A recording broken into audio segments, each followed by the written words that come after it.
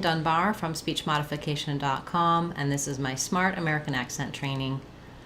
Welcome to our live question and answer class. I host this class each Saturday to take your questions regarding American English pronunciation and American accent. At the start of class today, I want to talk about the sounds and R. We'll talk about how they're spelled and give you some common word pairs. Oftentimes, I will hear certain non-native speakers using more of an R sound on words that should have the sound and vice versa. So first off, our first pair of words, heard versus hard. Heard is a not super typical spelling for that the E-A-R, often says ear, like in fear or ear. This word heard, as in I heard it, has the same pronunciation as herd, a herd of animals, for example. So what I want to make clear is that the difference between the and the R is that the sound doesn't slide. So if I'm making her, heard, my tongue should not be moving when I'm saying that It's just in that tight back American R position versus R, hard, my tongue has to glide on the R. It starts a little bit lower and then it glides into that tight R position. So this one is static and this one is moving. The confusing thing is sometimes in the dictionary they will show it with the schwa and the but I'm not really saying I'm just saying It's really just a tight R sound. I think they use that schwa to differentiate it from things like R, ear, or. These are diphthongs, which means that the sound is made by the tongue's movement between two positions. This is a monophthong, which means it's one sound that doesn't glide for the tongue position. Once you know that, you should also work on listening to hear the difference between and R, heard, hard, or fur and far. And you can see here the is spelled with IR. It's also going to be spelled with UR, with ER. So recognizing how that sound is spelled and that it's the sound. We have stir and star. Turn, there is a word tarn, but that's not very common, and there is no word parson. Oh, there's a name, parson. So feeling when I'm saying R, parson, or tarn, or star, I'm closing as I go on that R. Stir, her, were, etc. No movement, no closing. So I do have some additional videos helping you to support the sound, the R sound, the spelling, and all of the diphthongs for R. So I would highly recommend checking those out on the channel, as well as on our Sounds of English course. We walk through all of the sounds of English. That's a great way to hear what accent patterns you may have on the sounds and how to correct them. You can check that out, as well as our other online courses on speechmodification.com. Okay, welcome everyone. It's nice to see so many of you here today. I'll turn to your questions now. If you're watching as a replay later on, you can leave a question in the comments and I'll get back to you with an answer or with a resource, a video, or I may cover your word in a future video.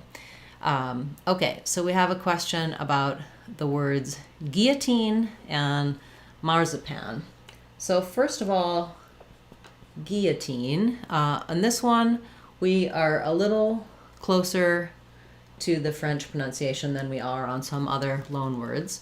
So we don't say the L sounds for guillotine, and the letter U is silent. So we have the G sound for G, first syllable stress. We say an E vowel, gia. The letters L say the Y sound. So you could think about that like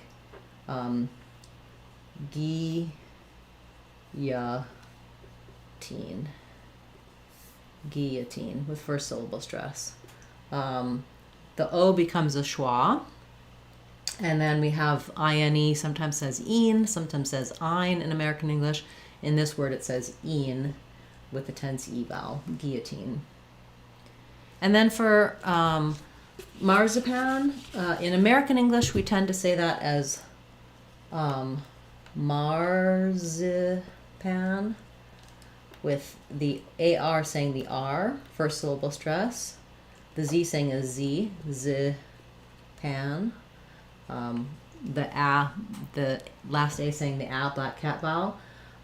In German, Marzipan, which I think is where it comes from, that's more of an artsy. They use a TSI,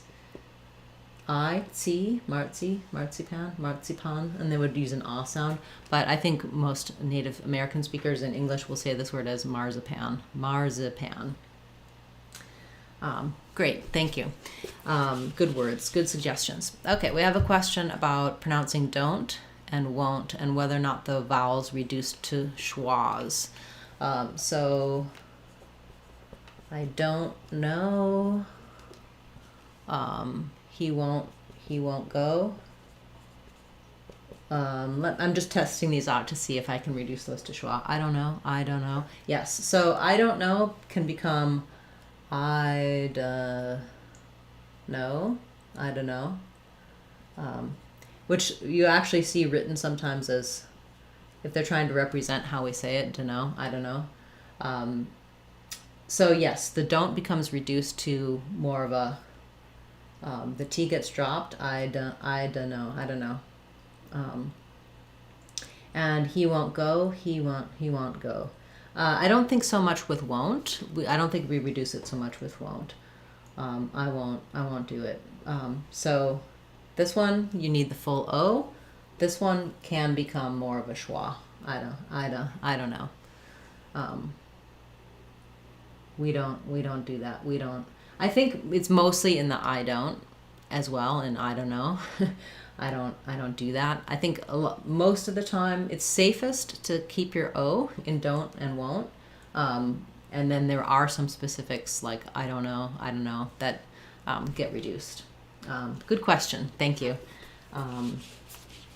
Tough to know. It's always safest to stay with the in those optional places. It's safest to stay with the true vowel, and then look at specific phrases.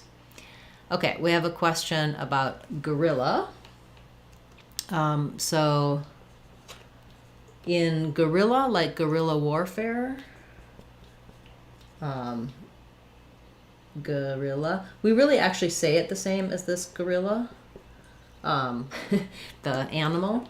So because they're both stressed on the ril syllable, we have an unstressed schwa. So either the UE or the O, g, just becomes a schwa. Then we have the stress on the ril, and then we finally have another schwa. So I would write it as gorilla. Just be careful in spelling that if you're talking about the animal, that you want to use this gorilla, and if you're talking about the style of warfare, you want to use this one. Good question. Thank you so much. Okay, we have a question about the word gluttonous and portrayal, and whether or not there's 2 or 3 syllables in those words. So in gluttonous, there are 3 syllables, but the middle syllable is a reduced syllable. So I don't say gluttonous. I don't want a lot of clarity there.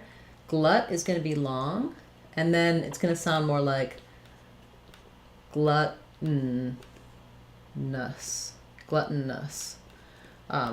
So I can hear why you would be asking this question, because you might be thinking gluttonous sounds like just gluttonous, but you do need a syllabic end there. The N needs to be a full syllable. So this vowel comes out and is a little bit of a schwa, or just glutton. I'm going very quickly, stopping that T and going right to the N, gluttonous. I talk about this in my video about the words mountain and button. It's called the syllabic N. So it's a stopped T and a syllabic N combination. And so gluttonous, 3 syllables. And then your other word, portrayal. Yeah, same thing, 3 syllables. Middle syllable stress, portrayal. This or, if I'm saying it slowly, portrayal, his portrayal, we do tend to reduce that. It becomes a little more his portrayal.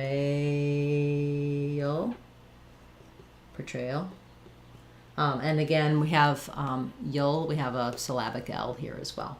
So you might find my videos for syllabic N and syllabic L to be helpful there, as well as I talk about those ideas and concepts in our Sounds of English course.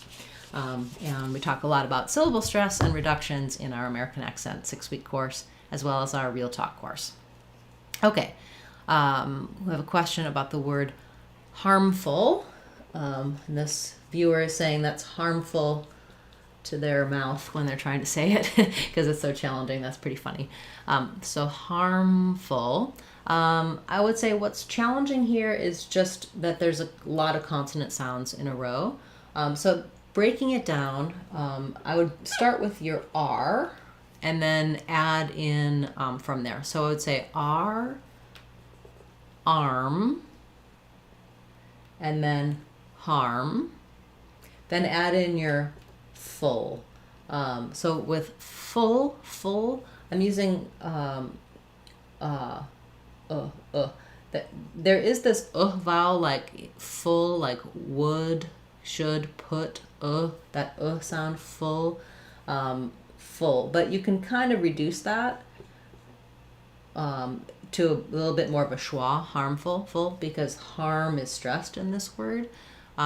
So if, for example, if I say I have my arms full, I need my full word full. But if I'm saying something is I have an armful of something, or something is harmful, you can really reduce that second syllable and kind of think about moving from the f to the full, with just a little bit of a schwa in between.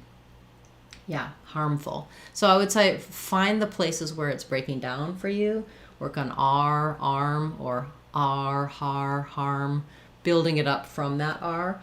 Generally, in any word, the R is going to be to enable to execute and say the R correctly. The other sounds have to compromise to make that R happen. So if I start with the R and build around it, usually it becomes easier and maybe your mouth will hurt less trying to say that word, I hope. Okay, thank you. That was a good word. Good suggestion. We have a question about how to pronounce hundred and in fast speaking. All right, so if I'm saying, for example, 101, 102, you can hear my and is very reduced. I'm not saying 101, 100 and. So we end up saying 100 and 100. And so basically, we don't say the a or the d sounds. It sounds more like 101, 101. So it kind of becomes another syllabic N, just like we had earlier in the, I forget what the word was now. Gluttonous or gluttonous. 100 and 100 and we use that reduced and in many other cases. So not only in 101, I would say that also in boys and girls. So the and kind of becomes an n sound. Dogs and cats, time and again, time and. So we kind of boil this word and down to its bare essence, which is the n sound. I do believe I have a video for that here on the channel. You can also check out more about reductions for words like and, to, that, you, etc. In our Reduced Sounds playlist, as well as in our Real Talk course on speechmodification.com.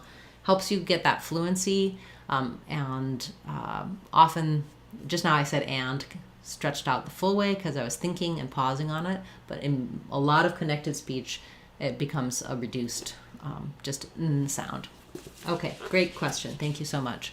Really wonderful questions today. It's so nice to see so many of you here and good quality questions. We have a question about the word schedule. I do have a video for this talking about the British versus the American version. American English schedule, we say The eh vowel, like in red, schedule, and this du makes the j sound, schedule, jul. And then we have a schwa there. So it sounds like schedule or jul, depending on how you want to think about it. Schedule. So there's no D sound. It's not schedule. Schedule. This DU just makes the j sound like in jump. First syllable stress, so that syllable is longer, and the jul syllable is short and reduced with a syllabic L. Schedule. I'll check my schedule. Yes, great word. Thank you. We have a question about how to pronounce "what are you doing here" in fast speech. So, what are you doing here? So here we would typically reduce on the what are you. So what and are going to link. The T becomes a flap, and the R is reduced to an so it sounds like water. And then we may or may not reduce you to more of a ya. What are you? With a schwa. So rather than what are you, what are you? What are you? What are you doing? We're stressing on doing. What are you doing here? A little secondary stress on here. What are you doing here? That's typically how we would reduce that phrase. Great question. Thank you. Okay. We have a question about the words early, first, were. So this goes back to our theme at the beginning of the sound, and shows you some other spellings for We have IR, ER, and EAR like we had for heard. All of these have stress on the sound, so I would again build from So for early, think about saying that nice tight sound, and then lifting the front of the tongue and adding the li. Early. I would use for first, and then were. So yeah, this were, same as this kind of were. Again, just building all those words from your sound should help you. It seems like that's probably a theme that the might be difficult for you. So if there's another word where it's easier for you to do the sound, you can use that as well. Like you could use her, for example. Her early morning, her first time, her friends were, or whatever word you find easiest for the R sound, for the sound. Great. Okay, thank you. We have a question about the word repatriate. So repatriate.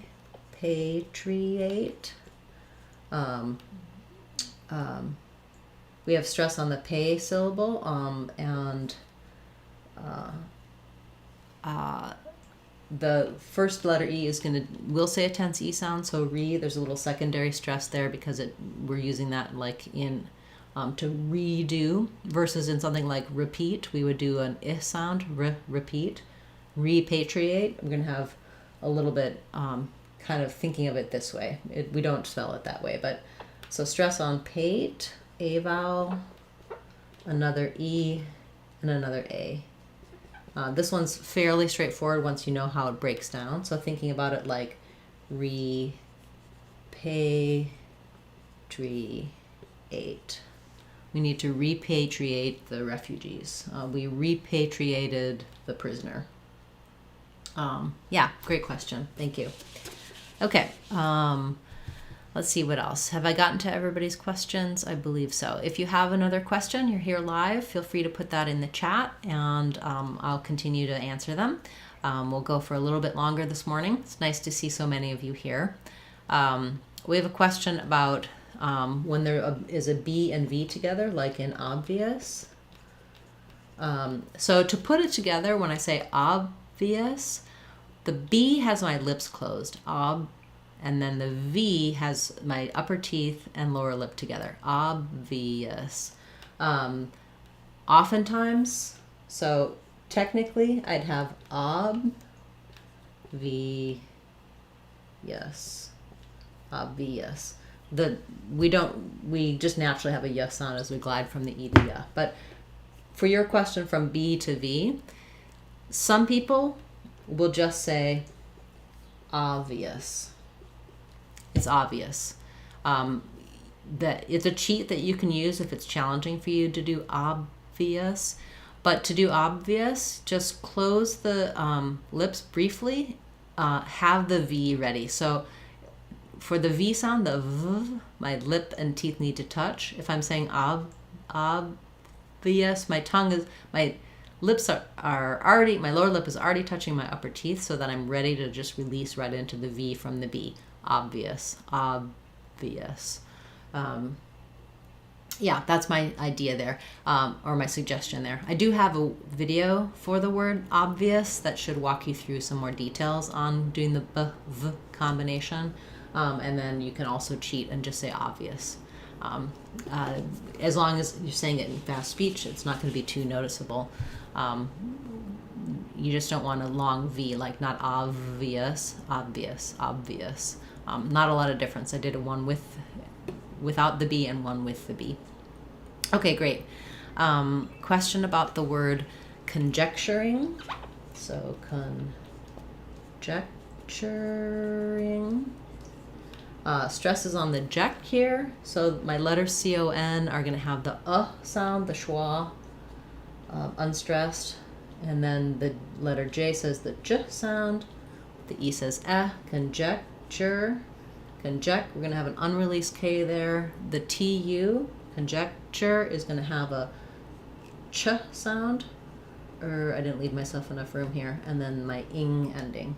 So thinking about it like, I would even write this maybe without the schwa, just as conjecturing.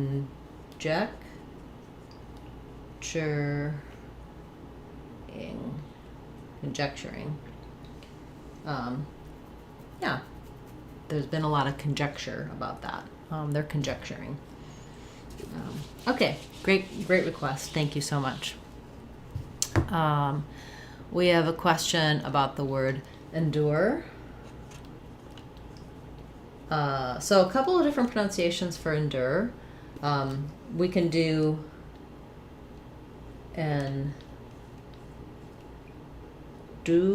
endure with a tense U sound, endure. They need to endure. We can also do endure with more of an sound. I can't endure it. Endure it. I can't endure it. Especially if we're saying something like endurance, we might use more of the If I'm just saying endure, I can't endure it, I might do a little bit more of the oo sound. And in British English, they might do endure, more of a gliding y sound there, endure. American English, we're not going to use the gliding y in this word. Okay, great. A couple more words and then we'll wrap up for today. We have a question about the word celebrities. So we have the leb syllable is stressed, meaning that my first syllable is going to have that reduced schwa vowel. Letter C says the s sound.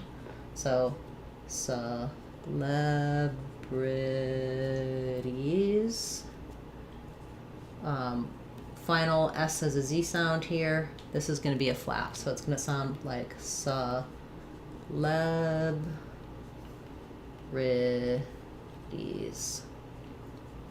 I don't really follow the celebrities, although sometimes I will make pronunciation videos about celebrities' names. And then we had a question about the word repetition. So repetition.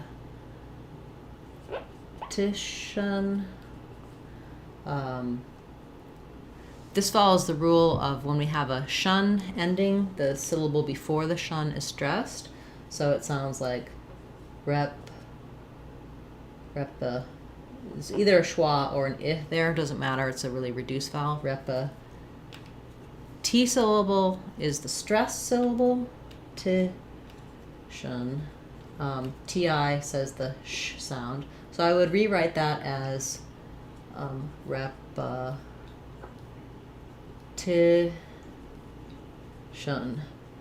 Very reduced final syllable.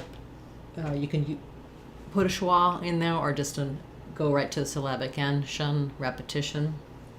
Notice that because that word is stressed on the syllable starting with the T, that I use a true T there, tition, repetition, rather than a stopped or a flap T, like I would in something like button for the stop T or water for the flap T, repetition.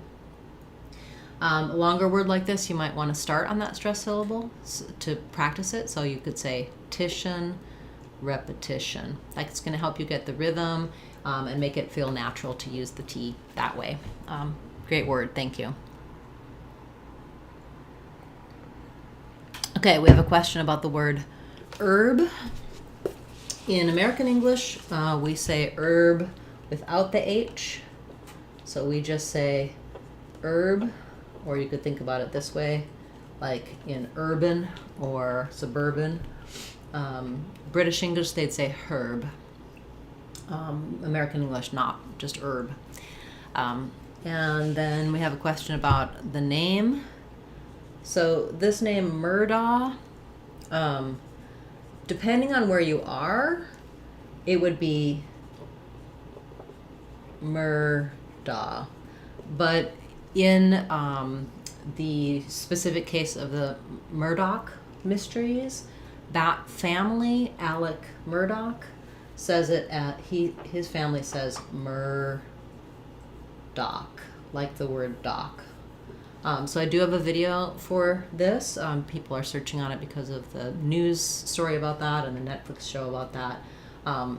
And in that case, even though in other words and in other people's names, Murdoch, they might use da here, that family used doc, with a hard k sound for the GH, Murdoch. We do also have the name Murdoch. I think it's spelled like that. No, Murdoch. Like Rupert Murdoch. Sounds the same as that Murdoch name. Okay, we have a question about thorough and thoroughly. I do have a video for these words. Here my OR says the sound. So thinking about it like thur, and then the OUGH just says O. Thorough. That's hard sometimes for people to do that TH and that R close to each other. I would try saying thur. So have your tongue kind of ready for the and then sneak it forward for that TH. Thur, thorough. And thoroughly. In thorough, actually it's thorough, but in thoroughly, we lose that O quality for this middle syllable. It becomes a schwa, thoroughly. I'm thoroughly finished with that. I'm thoroughly disgusted with that situation, etc. Okay, great. Thank you for your support. And we have a question about the word lizard. So it's just like the word wizard. We have first syllable stress. The li is going to be long. And then because the second syllable is the unstressed syllable, it doesn't have an R for the letters AR. They're going to say an sound. And it's going to be very short, lizard, zerd. So you can almost think about going right from your z to your zer, zerd, lizard. Yeah, it doesn't really match the spelling. It looks like it should be like lizard, but it's lizard. Similar to blizzard or wizard. Yeah, same. Okay, wonderful. So many great questions today, and so nice to see so many of you here. I'm glad you could make it to class. I will be back again tomorrow with another Word of the Day class, and on Saturday next week we'll have our live question and answer class as well. Those of you who are channel members, I've been collecting your requests. We'll be having a channel members class soon where I'll cover the recent requests. And if you aren't yet a channel member, you can learn about that by first subscribing to the channel, and then you can click the join button and see some of the perks that I offer to channel members, like access to our online courses, as well as a quick response time for your requests. If you're watching this as a replay, do feel free to leave your requests and questions in a comment. I'll get back to you with some resources and answers, or I'll add your words to my list to cover in future Word of the Day classes. Thanks so much for watching and supporting the channel. Liking, sharing, commenting on the videos really does also help the channel to grow, and I truly appreciate your support. Special shout out to our channel subscribers and channel members, and those of you who were here for the live class today. It was so fun to see you and get your wonderful questions. So keep those requests and comments coming. It helps me know what videos to make for you and what will help you in your journey to improve your English pronunciation and your American accent.